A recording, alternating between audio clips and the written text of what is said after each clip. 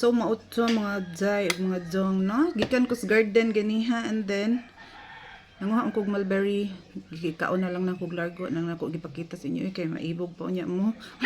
Char.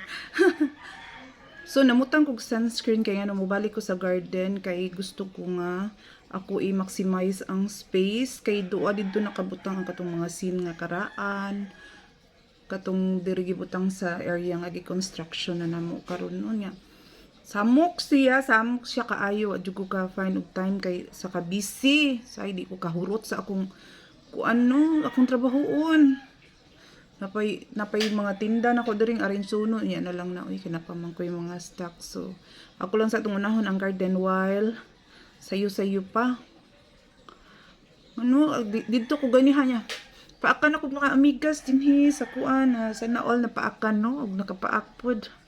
O di na lang ko mag-apil-apil na floor di man ka mag-agib-agib no kay ano niagi man pug kag-an na sa wala fa ka na loose thread.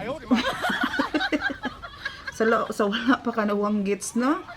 So niagi pug kaan na so dili na lang manghingam pa. So nabutang lang kog sunscreen kay ang atong nang lahi man siya og skin sa atong liog, sa atong kilikili so mas prone siya sa murag pigment or sana mga melasma ana. So kay naamantay sunscreen karon naka utang man tagam utang pa jud. Ato lang saning butangan kay ngano ako sang ko anon kay kang kay kubot oy hair fall neni. Napay ako ang mga tanom uban ang wala na sa nasakop sa sunshade. Natulog sila. Ako ang sili nga daghan kaayo intang nakapahimos ana akong sili. Wow. Kay ako masilingan malipay kuan sila nindotan sila magtan-aw sa akong sili no. So mangayo jud sila dili jud pwede nga di sila mangayo. So nalipay lang sad ko duhan akong sili ang usa natabunan sa sunshade.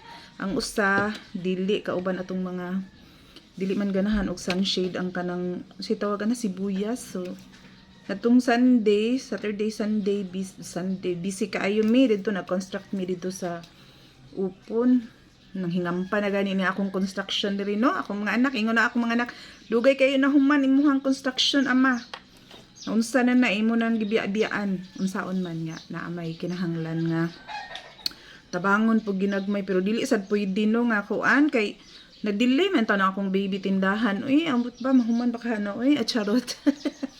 Hopefully mahuman no. So karon ako ang adtuon. I cannot bring my camera because naka-charge siya ng bonggang-bongga zay and zong. So tara kuyugi na lang ko ninyo. Pag-imagine na lang mo nga after ani ako ang video nilakaw na ko pa dong sa garden ha.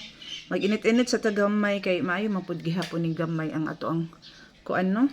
Maayo man pud gihapon gamay ning mainitan ta dili lang ta basta-basta nga naalang ta sa sulod sa balay per mi kay ang vitamin D jay and jong importante ya mag-eyeglass jud ta per mi kay di man ta kakita sa sagbot og sa katong atong nabira no kung unsa na to atong nabira basig makabira ta taglain o di ba so kuan pa malain pa sila makabira taglain